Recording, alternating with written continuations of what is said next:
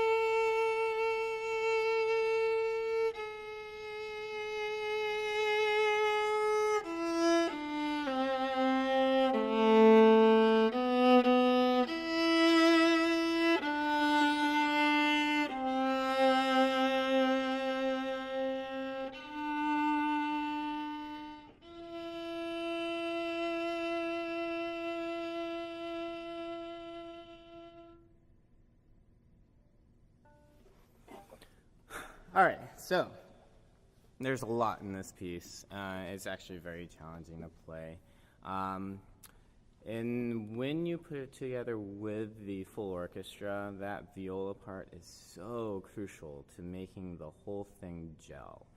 So things we should always be aware of are eighth notes. If you have eighth notes, they need to be heard, so you gotta play them out. And we mean consecutive eighth notes.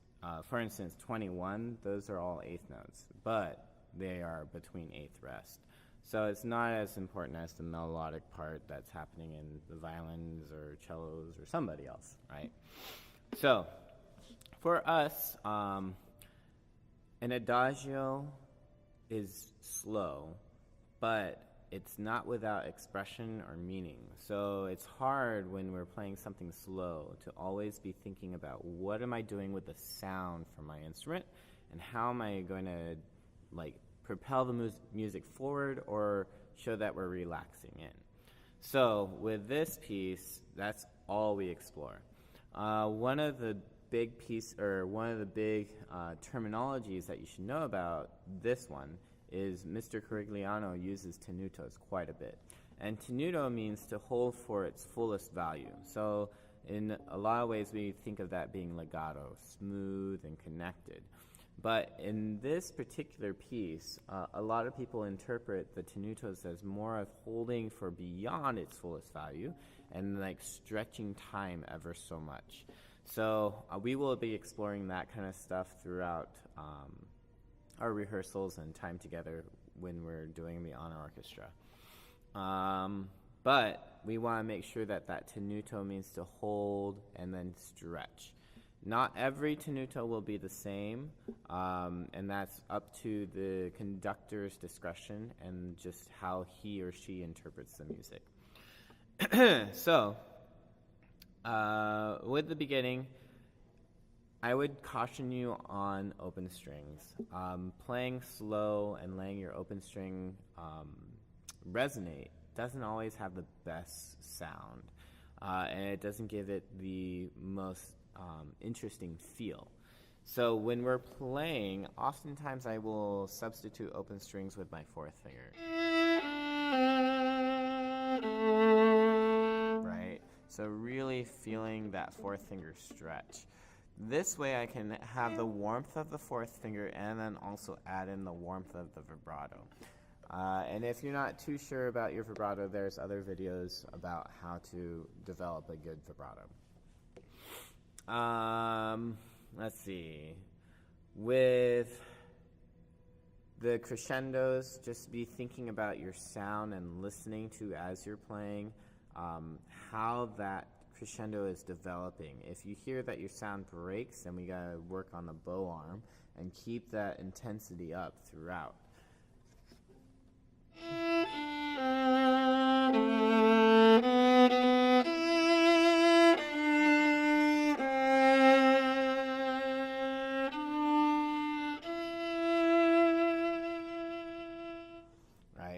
It's not easy, but you have to think of a solid line as you're playing and just connecting the shape. Measure 5, dee-da-dum, bum, dee-da-dum. Again, it's very much the same, but once you get to the second line, second measure,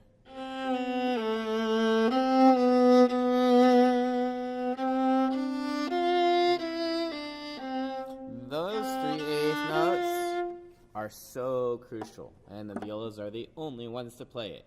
So we have to make sure it's right together and that we are watching and in time with the conductor and listening to the orchestra.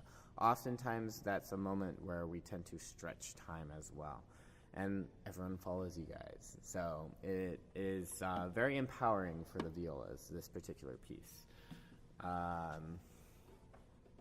Let's see.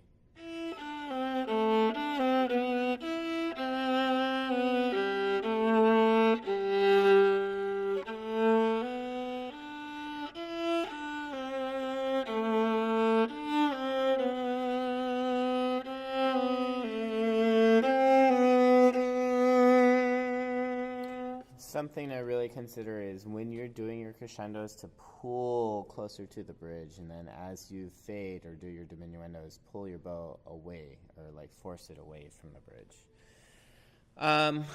As you get into measure 21, it's a down bow. I would stay at the tip and then just continue on. 1 and 2 and 3 and 1 and 2 and 3. And notice that all of these are kind of slurred or tied together, but with tenuto marks. It's just saying you want to make this as smooth and connected for the fullest eighth note. So just think longer with a break in between, and then you have exactly that.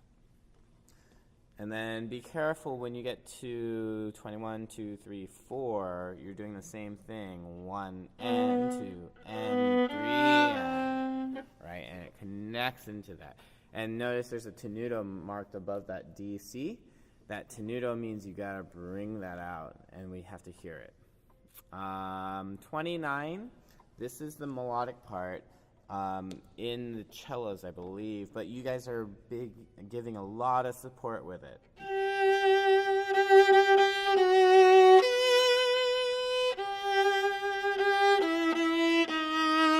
Be careful. Show the difference between that E to D sharp, right?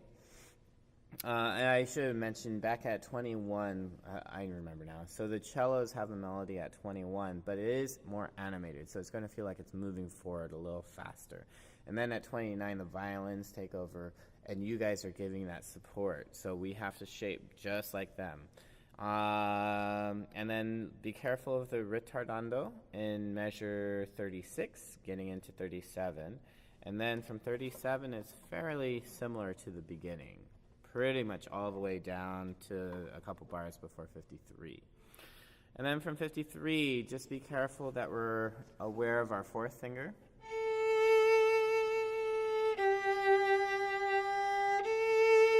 And then high 3.